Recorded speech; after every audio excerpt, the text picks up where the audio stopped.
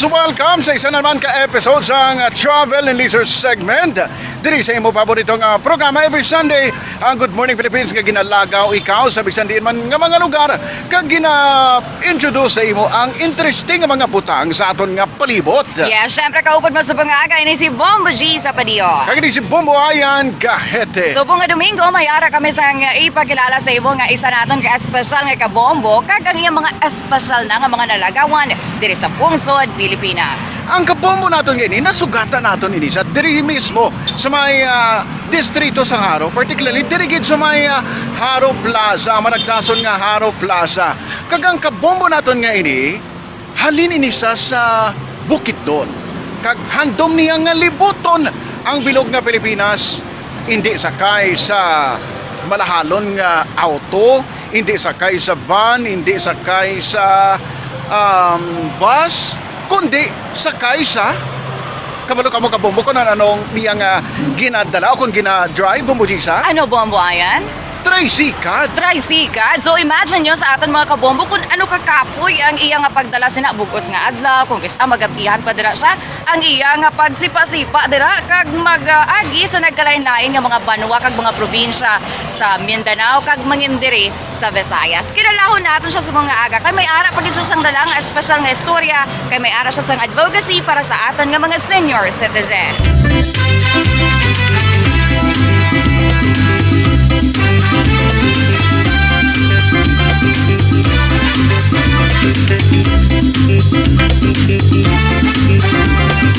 Kabombo ari na nga amon ginatumod nga aton nga kabombo nga nagalibot diri sa mga nagkalain-lain nga lugar diri sa Visayas kag Mindanao. Si Sir Nel J. Matunding halin sa Don Carlos, Bukidnon. Mayong aga sir, welcome sa Good Morning Philippines. Kaupad mo si Bombo Ayan kag si Bombo Gisa. Good morning din po sa inyo po. Yes, kumusta sir? Nel J? Okay naman po. Kumusta yung nararamdaman mo kasi nakarating ka dito sa Iloilo? Medyo excited at na-amaze po ako sa lugar. Kumabog yung puso ko dahil my heartbeat in Iloilo. Wow! Sir, Iloilo is the city of love. So anong best thing nga nakitaan mo sang pag-abot mo diri sa Iloilo City? Yung mga history part na nagpakabog talaga sa puso ko. Diri kita subong sa may Haro Plaza. So syempre makitaan mo diri ang Haro Cathedral, ang Haro Belfry, Bombo Ayan. Yes. Siyempre, ang ginatindugan tamo ng Graciano Lopez Haina Park, no? Kag local hero naton si Graciano Lopez Haina.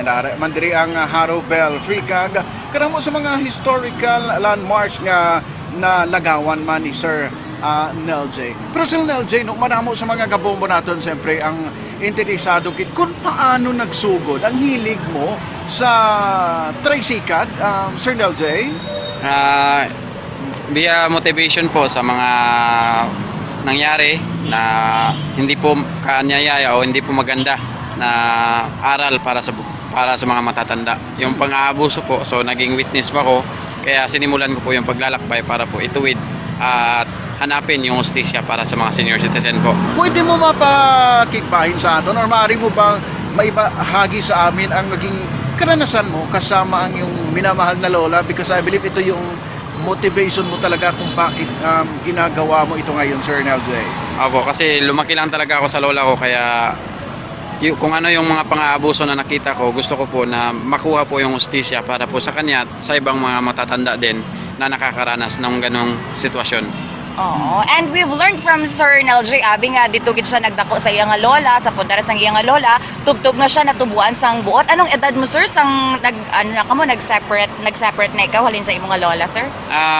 Gamay pa lang ko siya na padako sa ako ng tod nga nagtungtong ko 18, so 18 years old, nagseparate na po ako, nagtrabaho. Iba't ibang trabaho po pinasok, car wash boy, nagbebenta ng pandesal, namamasada, so lahat-lahat na siguro napasukan ko na po. Okay. Pwede mo ma-share sa amon, sir, kung paano nga si lola mo ya ang nag-atipan sa imo, ang nag-alaga sa iyo mula nung pagkabata ka? Dahil na rin siguro yan sa mga family issues at mga family problem na sa akin nila bininbin, so medyo masakit siya sa akin na part. Kaya I stand for a cause na hindi po hadlang yung mga problema at mga family problem para po hindi ako matuto turuan ng magandang asal ng lola ko. Wow, amaning mga kabayan sang iyang mga natunan bombo ayan ang iyang hard work nga dalagit niya tubtub sang siya nagpangabuhi na bala nagsiling nga kaina mga lain-lain nga klase sang trabaho iya gid ginsudlan para nga mabuhi niya ang iyang kagalingon. Now, paano naman niya sir? Ano naman ang nag-inspire sa imo nga sang tion naman nga luyag na nimo nga maglibot sa nagkalain-lain nga mga lugar nga tricycad ang imo napilian nga sakyan sir? Inspired ako sa mga senior citizen at lalo-lalo na sa lola ko. Dahil hindi lang po yung lola ko na nagtitiis sa hirap at sa mga problema na kanyang binibinbin o problema ng pamilya.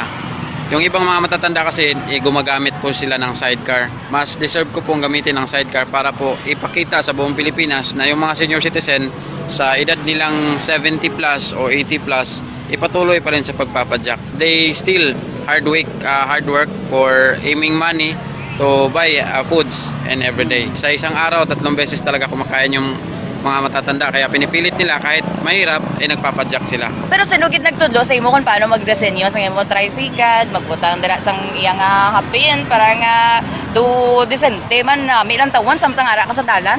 Experience ko po yan nung nagtatrabaho po sa Cagayan de Oro. Kaya doon po ako natuto. Nagbebenta ako ng pandesal doon. Then, yung bike na ginagamit ko, rental lang po yun. Okay. So, minsan nga, doon sa Bumbo, Cagayan, nakapagbenta din ako doon sa station nila. So, nakabili din sila that time nung nandun pa ako sa Cagayan de Oro. So, hilig kasi doon sa Cagayan, pandesal.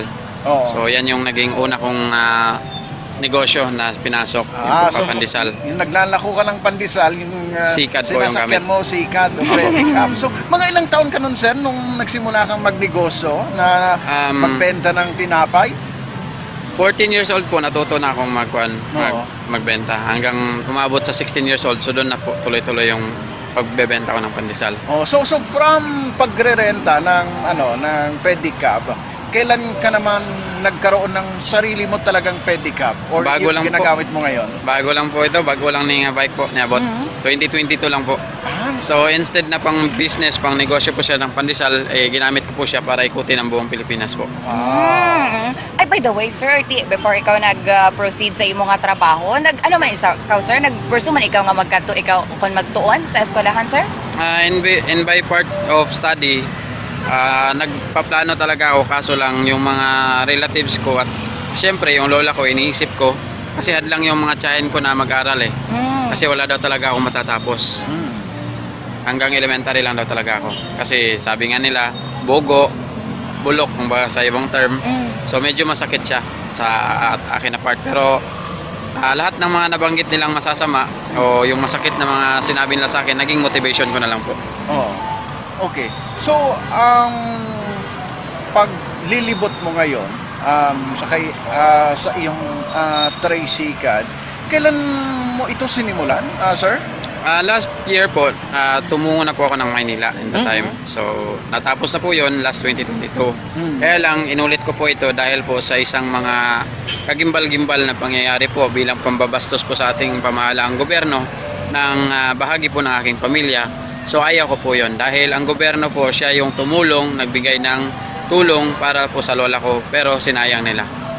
Okay. So, abuse po siya at disobedient po sa ating pamahalaan, gobyerno. So, itatama ko po yung mali nila. Sa pamamagitan po ng sakripisyo ko, nasuportahan po yung stop senior citizen abusing.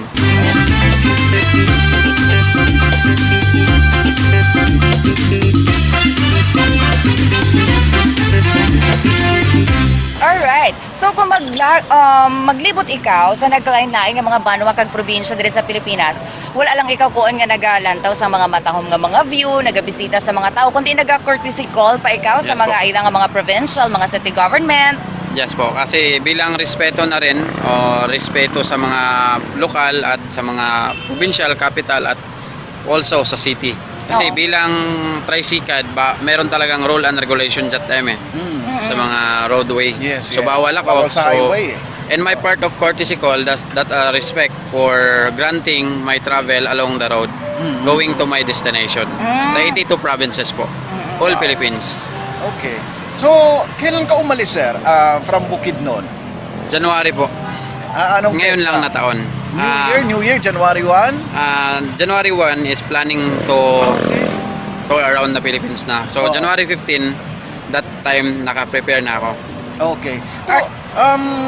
Going back sa una mong journey, yung parang 69-day challenge from Bukidnon to Manila. Kumusta yung naging karanasan mo sa first journey mo na yun, sir? Sa first attempt ko po medyo mabigat dahil maraming mga discrimination. Well, marami ding hindi tumatanggap sa akin, baka daw pakulo lang ito ng mga teroristang grupo.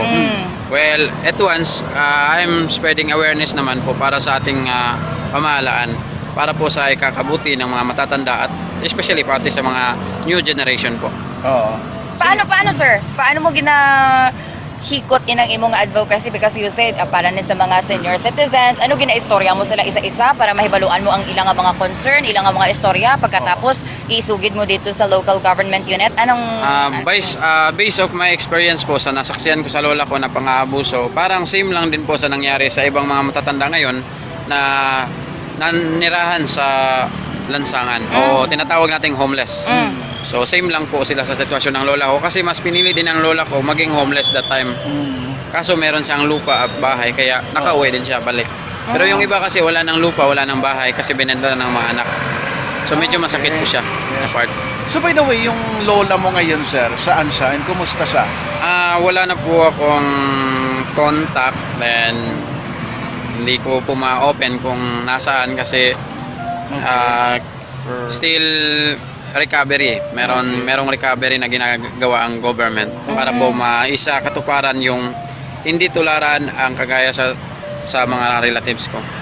Kasi mahirap po yun para sa ating bansang Pilipinas. Pwede yung makasira at damage sa mga protocol natin dito sa bansa. Okay. So medyo, kumbaga, mabigat din yung hugot mo kung bakit mo ito ginagawa.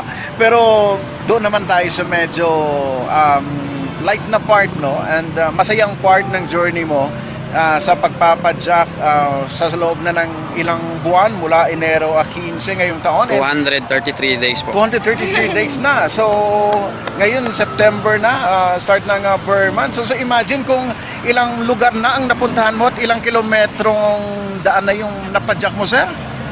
Hindi po ako nagbabase sa kilometer. Nagbabase po ako sa province. Okay. I'm already achieved 17 provinces. 17 provinces. Most sa Mindanao.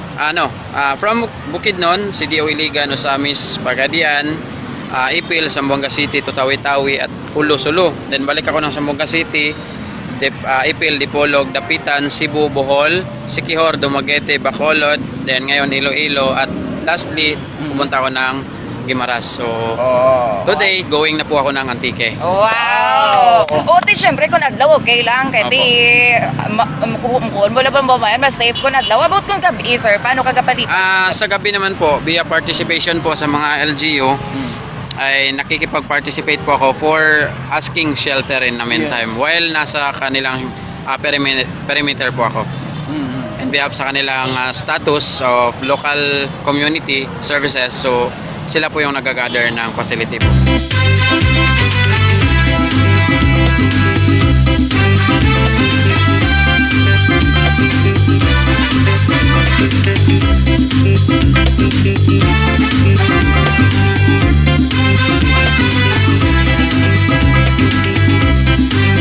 So, saan talaga yung dream destination mo? yung huling lugar na gusto mong maabot sa journey mo na ito?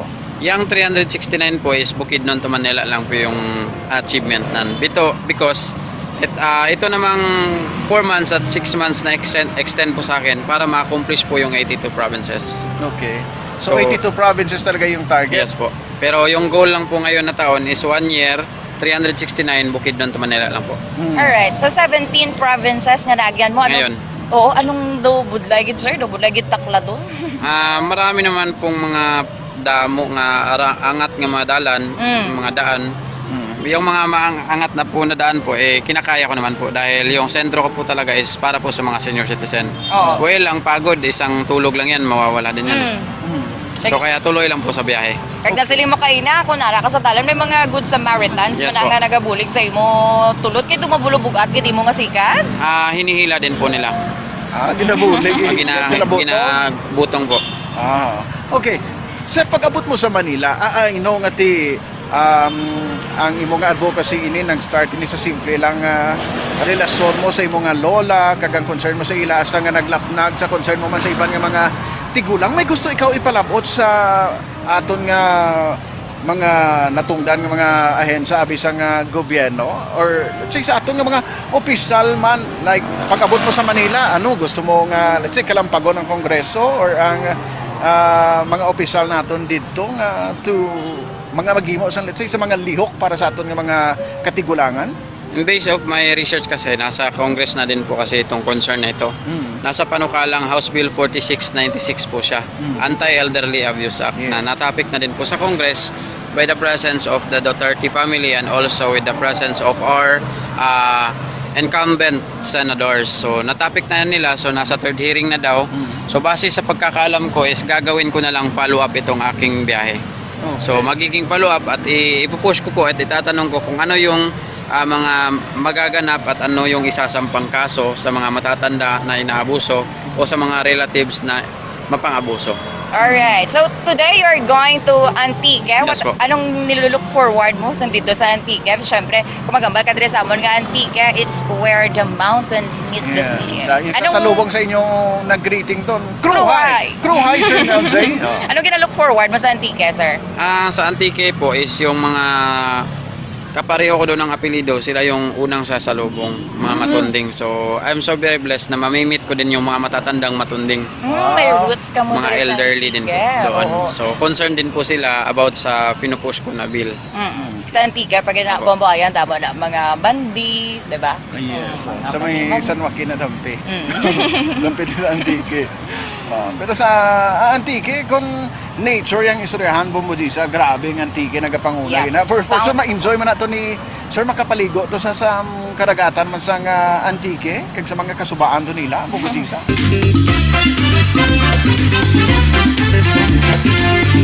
Madamo man sa mga kabombo naton curious. Ang sikad mo, ano ka bugat?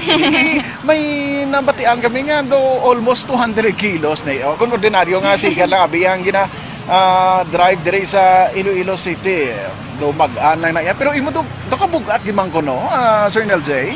Kung babalikan po natin yung mga nakarang araw, nasa higit 184 kilos po siya. So ngayon, kakapadala ko lang ng gamit ko. So siguro, kukunti na lang, baka 130 plus na yan. Pero yung maximum kilogram niya talaga nung galing ako ng bukid nun is 75 kilos lang.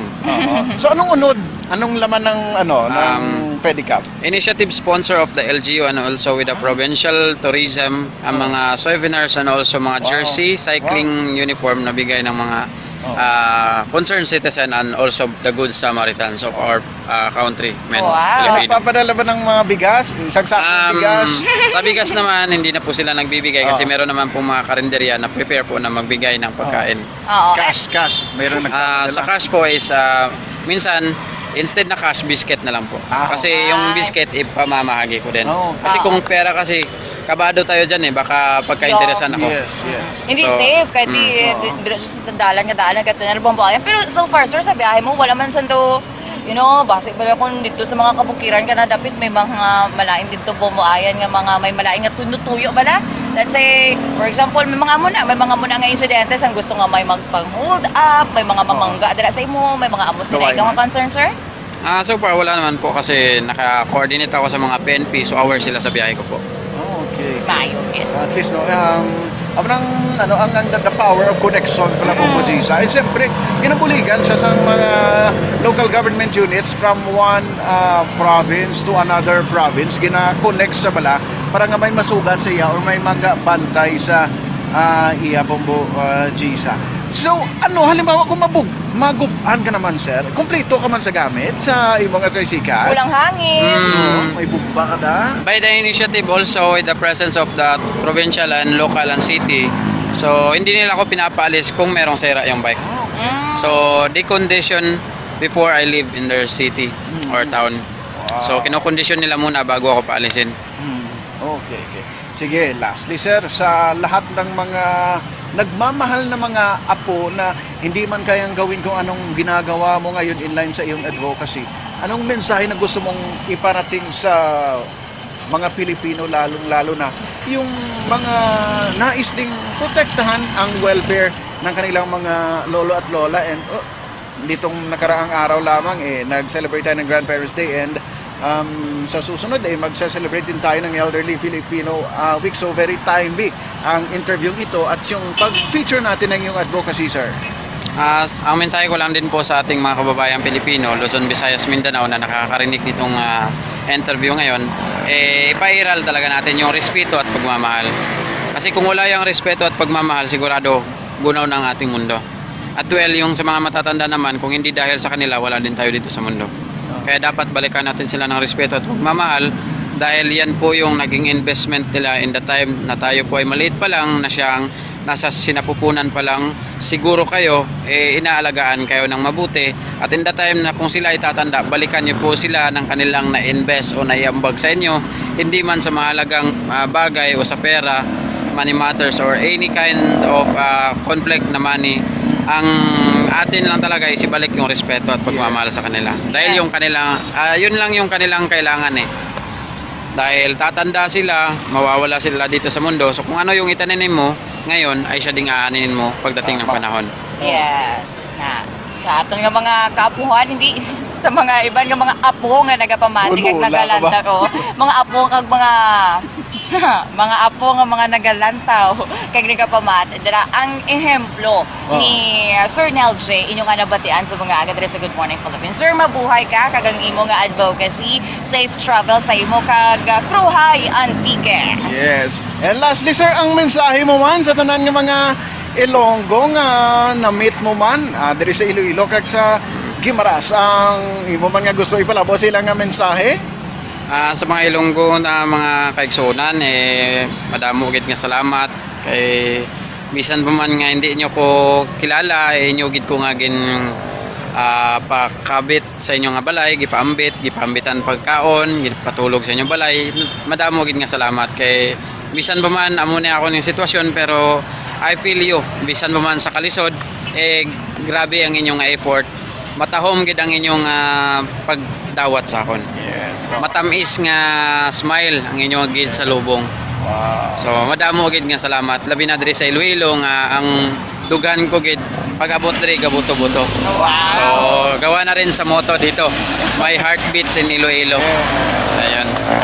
My heart beats in Iloilo City. Yeah. Alright, there you have it. Si Sir Nel J aton nga kabombo nagikan sa Don Carlos Bukidnon. Yes, gapasalamat gid kita nga ginapitan giniya kita diri sa Iloilo and naghatag sa iyang time agud nga ipakigbahin man ang istorya ang part sa iyang journey, and we're thankful nga nangin part sa itinerary ang Iloilo City. Yes, and we can't wait, Bombo Ayan, nga makompleto na niya, nibot ang mga probinsya diri sa pungsod Pilipinas.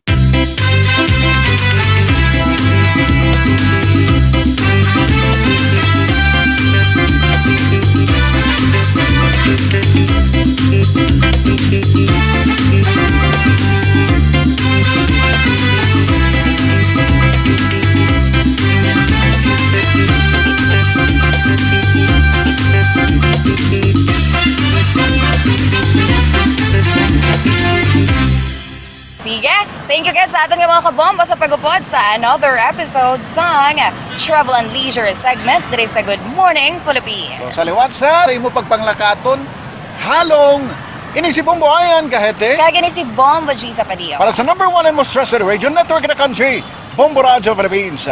Basta Radio Bombo! Good morning, Philippines!